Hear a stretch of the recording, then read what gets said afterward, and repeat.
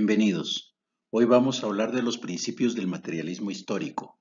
Se entienden por principios aquellos conocimientos que permiten la construcción de una ciencia. Es decir, los principios son los conocimientos que nos ayudan a descubrir nuevos conocimientos.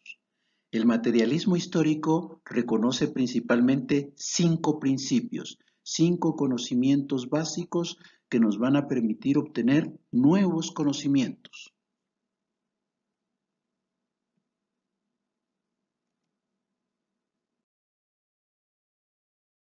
El primer principio es el principio materialista. Para entender el principio materialista hay que recordar el problema fundamental de la filosofía. ¿Qué es primero, la materia o la conciencia?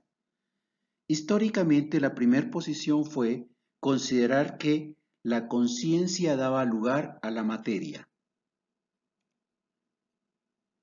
En esta posición existe la posibilidad de considerar que esa idea, que esa conciencia es un elemento superior que es el que ha creado el universo.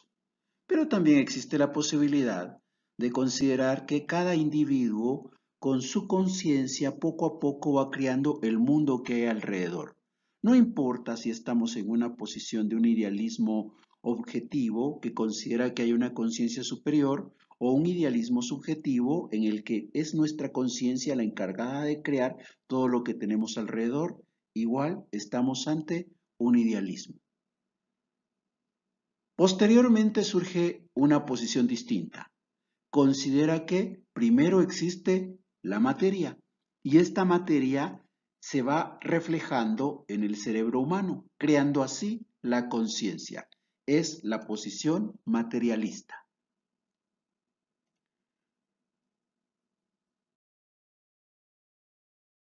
Posteriormente, ambas corrientes fueron evolucionando. Hegel crea un nuevo concepto dentro del idealismo. Según Hegel, la conciencia crea la materia, pero la materia no es un producto pasivo. La materia influye sobre la conciencia. Por eso hay una relación de doble vía acá. Hay una relación que permite mostrar cómo la conciencia crea la materia, pero la materia no es un producto estático. La materia es un producto que va a influir también sobre la conciencia. Entonces, esta posición que nos muestra esta relación de doble vía es la que da lugar a hablar de la dialéctica. La dialéctica se aplica primero en una posición idealista. Se le va a conocer como el idealismo dialéctico. Posteriormente, Carlos Marx toma la dialéctica de Hegel y la va a aplicar a la concepción materialista. Y en ese contexto va a concluir de que la materia es primero, crea la conciencia, pero la conciencia no es un producto pasivo. La conciencia va a influir sobre el mundo material. Entonces tenemos también acá una relación de doble vía, solamente que ahora estamos tomando a la materia como un elemento primario y a la conciencia como un elemento derivado. Este es el materialismo dialéctico. Esto que hemos estado hablando, como dije al principio, tiene que ver con el problema fundamental de la filosofía. Ahora traslademos estos conceptos a el estudio de la sociedad. En el estudio de la sociedad, de igual manera, existe un mundo material y una conciencia. Esa materia, ¿qué es lo que la va a integrar? Socialmente hablando, la materia va a estar integrada por las relaciones sociales que se dan en la producción, en la distribución, en el intercambio y en el consumo. Las relaciones sociales de producción, distribución, intercambio y consumo en que participamos es el mundo material en la sociedad. A ese mundo material que tenemos en la sociedad lo vamos a denominar ser social. El ser social son las relaciones materiales de la sociedad, son las relaciones sociales de producción, distribución, intercambio y consumo. Ese ser social va a producir un elemento que es la conciencia social.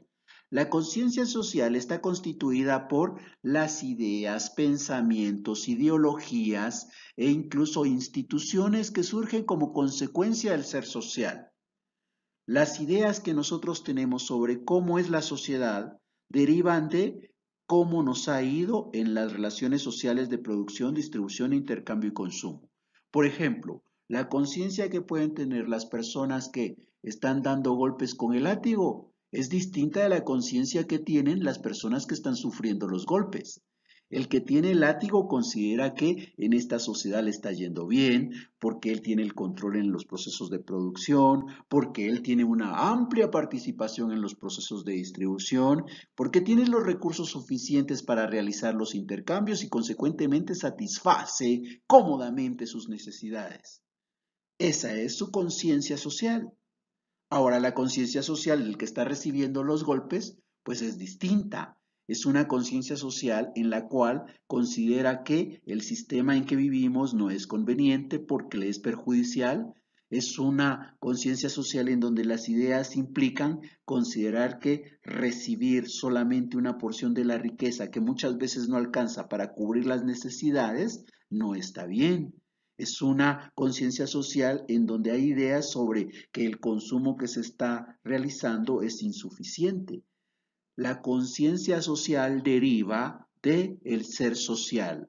La conciencia social es el reflejo que surge como consecuencia de nuestra participación en las relaciones sociales de producción, distribución, intercambio y consumo. Pero esa conciencia social no es un producto pasivo, es una conciencia social que va a influir también dentro del ser social. Esa relación que hay entre conciencia social y ser social, eso es lo que conocemos como el principio materialista. El principio materialista nos dice que el ser social crea la conciencia social, pero que la conciencia social también influye sobre el ser social.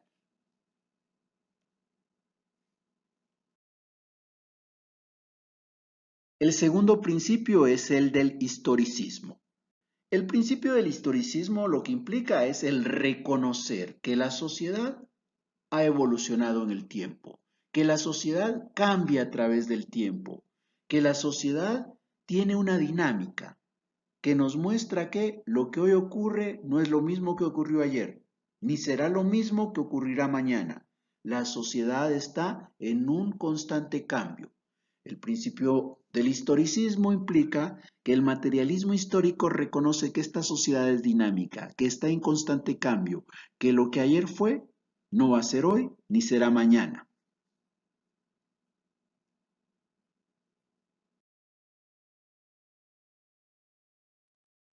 El tercer principio es el principio dialéctico.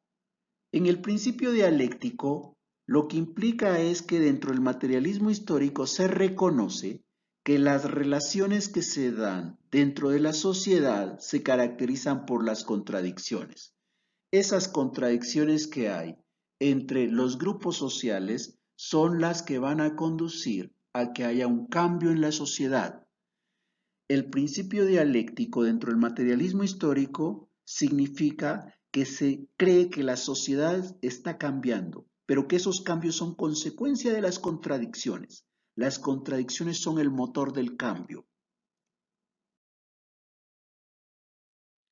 Para estudiar el principio de actividad, la pregunta a responder es: ¿a qué obedecen los cambios que se dan en la sociedad? Y en ese contexto existe el voluntarismo. Según este, lo que ocurre en la sociedad obedece a nuestra voluntad. Somos nosotros con nuestra conciencia los que determinamos qué es lo que va a ocurrir en esta. Hay una oposición, es el fatalismo. En el contexto del fatalismo, el futuro está determinado, nuestro destino ya está fijado, algo parecido a lo que ocurre con Esquilo, un dramaturgo griego preocupado por su vida, consulta qué es lo que va a pasar en su futuro y le dicen que él va a morir porque una casa le caerá encima. Con el ánimo de conservar su vida por más tiempo, decide trasladarse a la playa. Caminando por la playa, cuando resulta que hay un águila que captura a una tortuga. Para que el águila se pueda comer a la tortuga, busca quebrar la caparazón de ésta. Y entonces, volando sobre la playa, deja caer la tortuga para que se quiebre la caparazón y cae justamente sobre la cabeza de Esquilo. Esquilo muere. Esquilo muere porque le ha caído una caparazón de tortuga. Esquilo muere porque le ha caído la casa de la tortuga. ¿Qué nos muestra eso? Una situación fatalista, una situación en la que creemos que el destino ya está definido. Es como el dicho aquel, el que nace para maceta no pasa del corredor. Según el materialismo histórico, ni el voluntarismo ni el fatalismo son las posiciones adecuadas. Según el materialismo histórico, lo que hay que aplicar es un principio de actividad. ¿Y en qué consiste este principio? Consiste en reconocer que lo que pasa en la sociedad obedece a nuestra voluntad. Pero no solamente es nuestra voluntad la que va a determinar el desarrollo de la sociedad.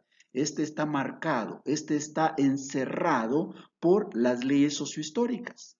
El principio de actividad implica reconocer que estudiar la sociedad debe hacerse desde un punto de vista en el que consideramos que lo que ocurre en ella atiende a su voluntad, pero dentro del marco que establecen las leyes sociohistóricas.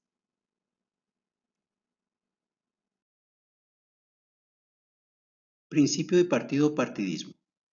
Para entender este principio hay que considerar los intereses de clase. ¿Por qué existen los intereses de clase? Los intereses de clase existen porque en la sociedad no todos somos iguales. La riqueza no está distribuida de manera equitativa. Hay quienes tienen más, hay quienes tienen menos.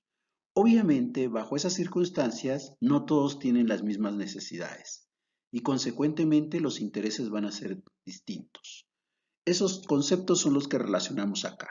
Las necesidades sociales hacen nacer los intereses de clase.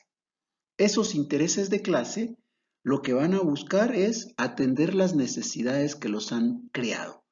Para conseguir la satisfacción de esas necesidades es menester tener un conocimiento. Entonces, ¿cómo podemos descubrir la verdad? Vamos a poder descubrir la verdad únicamente si estamos en una posición de clase, si tenemos intereses de clase, porque estos intereses responden a ciertas necesidades. Nosotros encontraremos la verdad porque nos interesa encontrar la verdad y nos interesa porque eso nos permite la satisfacción de nuestras necesidades. Pensar en una posición en donde el sujeto cognoscente puede despojarse de sus intereses de clase para encontrar la verdad no es viable dentro del materialismo histórico. Dentro del materialismo histórico, la única manera de encontrar la verdad es estando presente con nuestros intereses de clase. Por eso es que aquí el concepto es de objetividad, en donde la objetividad lo que hace es caracterizar al conocimiento. El conocimiento es objetivo en la medida que es una verdad, y es una verdad porque la hemos descubierto. ¿Y por qué la podemos descubrir? Porque tenemos intereses en ella, porque por ella podemos atender nuestras necesidades. Si nosotros no tuviéramos interés en encontrar la verdad, entonces sería porque no la necesitamos.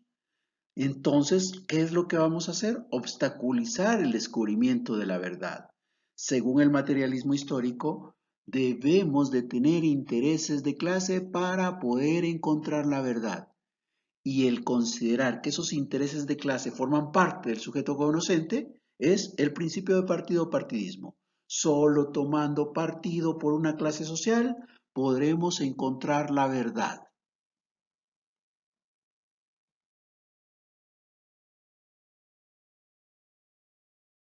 Muchas gracias por su atención. Hasta una próxima oportunidad. Que estén bien.